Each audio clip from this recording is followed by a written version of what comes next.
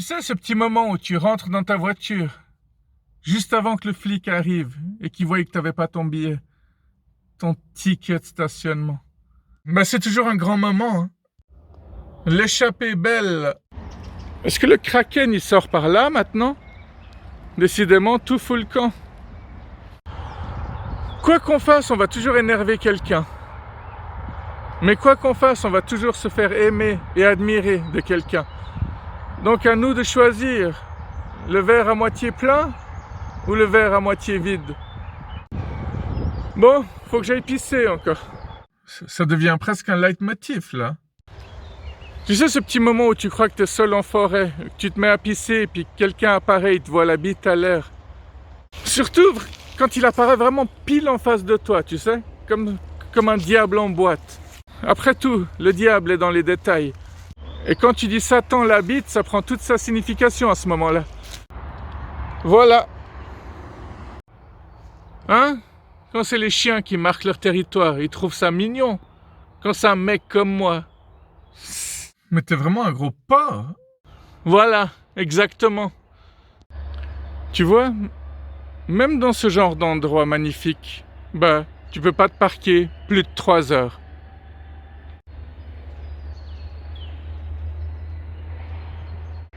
La nature et les animaux appartiennent aux êtres. Coupé, on l'a refait.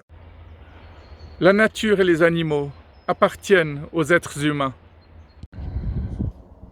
J'avais une coiffeuse qui s'appelait Céline, et puis pendant plusieurs mois je suis allé me coiffer chez elle, et puis un beau jour, elle a disparu, et j'ai essayé de la retrouver en fait. Le salon de coiffure dans lequel elle bossait était repris par quelqu'un d'autre, et j'ai demandé à ce quelqu'un d'autre si elle connaissait une Céline coiffeuse. Elle m'a dit que oui, puis elle m'a même indiqué l'endroit où elle bossait. Alors j'ai trouvé l'adresse, j'ai aussi trouvé le numéro de téléphone, et j'ai envoyé un message. Pas de réponse. Alors un jour, j'ai décroché mon téléphone pour l'appeler et je tombe sur quelqu'un qui parle allemand.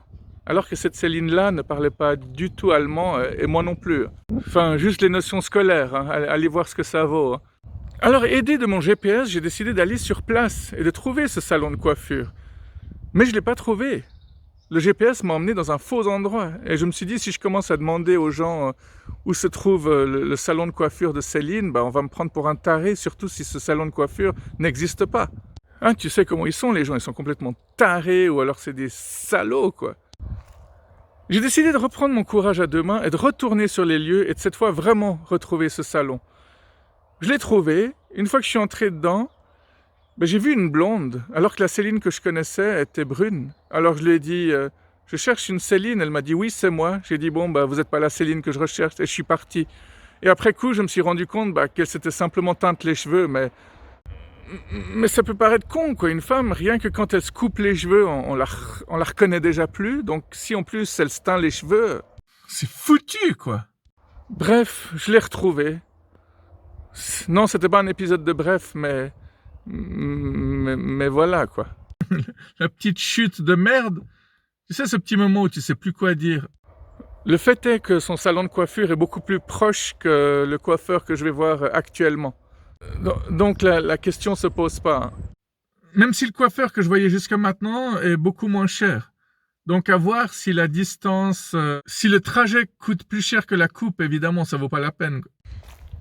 Aujourd'hui j'ai reçu un message d'une certaine Coraline qui me disait « Bibo, ça me fait vraiment plaisir de t'avoir rencontré, tu es vraiment quelqu'un d'exceptionnel ».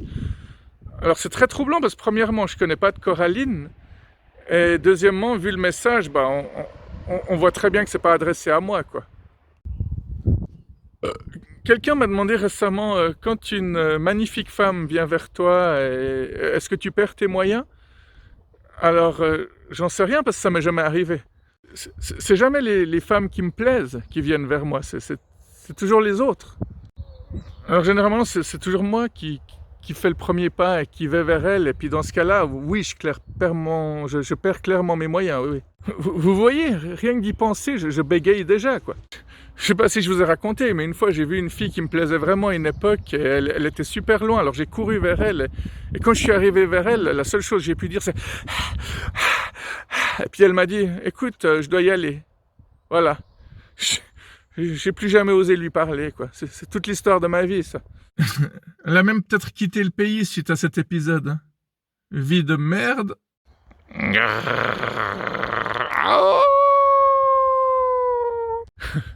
Le gag qui me fait toujours marrer, quoi. N'empêche, elle est belle, cette lune. Hein. Ouais, on la voit quasi pas, quoi. On a un objectif ultra mauvais.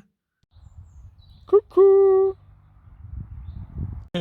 Là, tu me vois. Là, tu me vois plus. Là, tu me vois. Là, tu me vois plus. Bon, c'est bientôt fini, ces conneries, ou bien? Est-ce qu'on peut trouver de l'eau avec ce truc? Bah, on s'en fout. J'ai ni besoin de me laver, ni besoin de boire. J'ai pas soif. Ah, mais il y a une rivière là en bas. C'est pas pour rien alors que ce bâton se trouve ici. Celui qui l'a trouvé avant moi, bah il est arrivé jusqu'ici, quoi. Bah ouais, quoi, c'est logique. Sur TikTok, si tu fais un live, t'as pas le droit de fumer ni de boire, sinon t'es banni. Putain, ce tracteur, il me fait bégayer. Il me semble que tu bégayes beaucoup aujourd'hui. Par contre, tu peux montrer tes seins, tu peux montrer ton cul, quoi. Ça, y a pas de problème. Tu peux même te dandiner, balancer comme ça, de gauche à droite, quoi.